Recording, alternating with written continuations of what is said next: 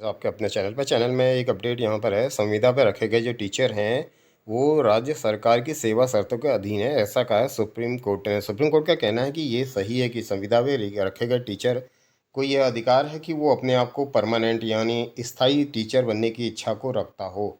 लेकिन यह है कि यहाँ पर जो सरकार की राज्य सरकार को यह अधिकार दिया गया है कि उसने जो सेवा शर्त हैं जो विज्ञापन में विज्ञापित की हैं उसके अनुसार ही होंगी।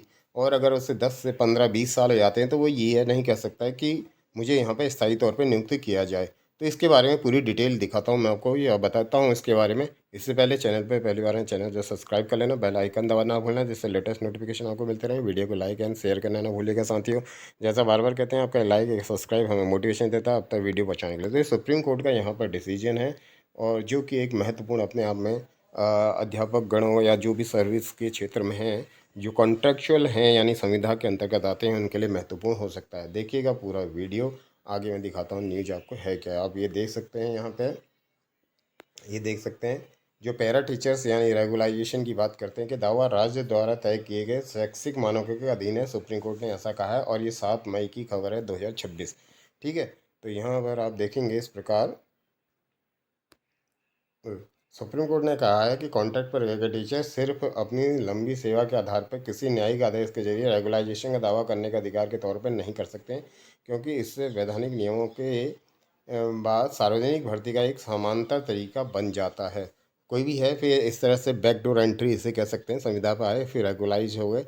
हालांकि सरकार के विवेक पे निर्भर करता है, उनको रेगुलाइज कर दे ये सही है। सरकार की इच्छा अगर है तो वो कर सकती है, बट अभ्यर्थी इस तरह का दावा नहीं कर सकता है, ऐसा कहना है सुप्रीम कोर्ट का। ठीक है साथियों, ये देख सकते हैं यहाँ पर कोर्ट ने साफ तौर पे कहा है कि पैरा टीचर्स यानी जो संविदा पे हैं नियमित सरकारी पदों के लिए वैध रूप से उम्मीद कर सकते हैं। वहीं संविधान के 309 के तहत राज्य के पास जो संवैधानिक अधिकार सुरक्षित है कि वह वैधानिक भर्तियों के जरिए यह तय करे कि शिक्षण पदों में रहने के लिए कौन उपयुक्त और योग्य है।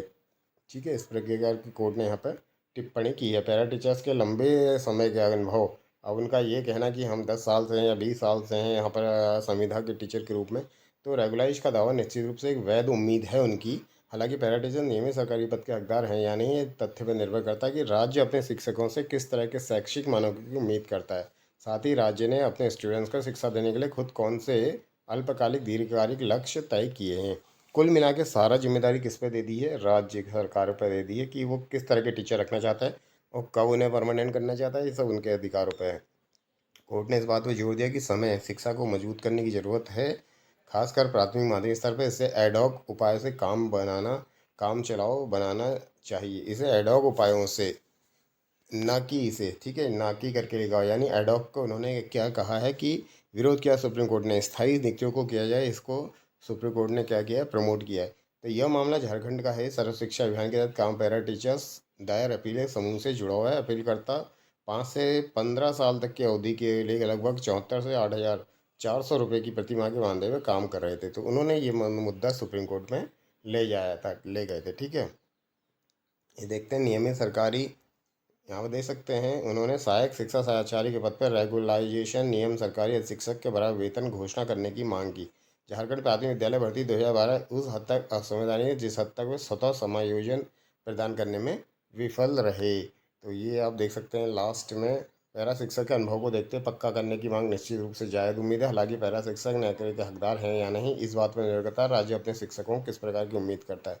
ठीक है, तो उन्होंने कहा कि इसमें क्या है, प्राथमिक स्तर पर वो क्या करे, एक स्थायी ना कि खासकर प्राथमिक स्तर पर इसे न सिर्फ अस्थायी उपायों से चलाने के कार्य करे राज्य, ऐसा सुप्रीम कोर्ट ने राज्य को भी निर्देश दिया। ठीक है, तो कुल मिला के आप देख सकते हैं यहाँ पर ये जो अपडेट ये है कि सरकार जो है स्थायी शिक्षकों की भर्ती करे, ऐसा सुप्रीम कोर्ट ने राज्य सरकारों को कहा है।